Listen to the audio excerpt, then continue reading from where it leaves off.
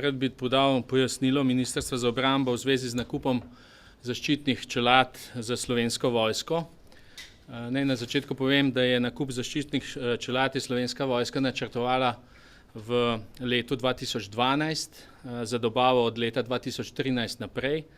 V začetku leta 2013 je bilo skladno z veljavno zakonodajo potrjen investicijski program, v katerem so bile opredeljene v resnici vse podrobnosti v zvezi z tehničnimi specifikacijami oziroma z veljavnimi standardi.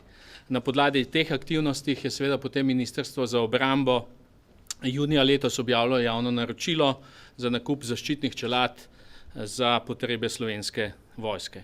Razlog za nakup novih zaščitnih čelad, ki so poleg zaščitnega jopiča, kot veste, in seveda balističnih očal osnovno osebno zaščitno sredstvo, poudarjam osnovno osebno zaščitno sredstvo, ki daje seveda vojakom zaščito na bojišču, je, da se zaščitnim čeladam, ki so trenutno v operativni uporabi Slovenske vojske, v tej operativni uporabi pa so od leta 2002, izteka z certifikatom proizvajalca določena življenjska doba izdelka in s tem seveda tudi zagotovljena varnost same uporabe.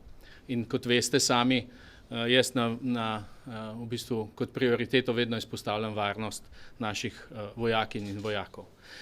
Poglejte, skladno z zakonom o javnem naročanju smo šli po tako imenovani odprtem postopku, se pravi maksimalne transparentnosti postopka, in javno naročilo je bilo objavljeno na portalu javnih naročil in portalu Evropske unije, se pravi, to je in na ta mednarodni razpis se je prijavilo 9 ponudnikov, 8 domačih in en tuj, in seveda kot najugodnejši ponudnik je bilo izbrano podjetje BN Commerce d.o.o.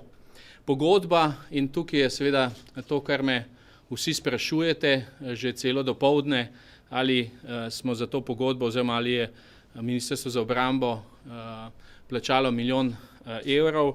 Pogodba določa dobavo 6000 kosov zaščitnih čelad z roki dobave v 3 letih, se pravi v letu 2013 2000, v letu 2014 2000 in v letu 2015 2000 čelad. In po ceni, se pravi v letošnjem letu je ta cena, ki jo bo plačalo Ministrstvo za obrambo, 362 960 evrov z DDV-jem, prav tako v letu 2013 326 960 in v letu 2014 in 2015, se pravi za vse 3 leta 13, 14 in 15 326 960 evrov. S tem, in to bi rad poudaril, s tem je Ministrstvo za obrambo po svojih najboljših močeh z dobaviteljem našlo sporazumni dogovor o primerni dinamiki dobave zaščitnih čelad, ki spoštujejo seveda težko javno finančno situacijo države.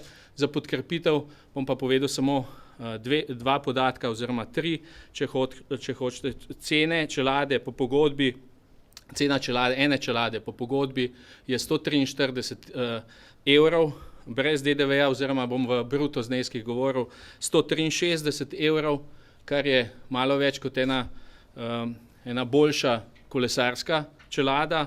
1000 čelad, ki smo jih kupili v lanskem letu, ko je kolega Hojs kupil, je bila cena ene čelade 189 evrov, kar pomeni, da smo seveda ceno uspeli spraviti za 20 evrov cenejšo.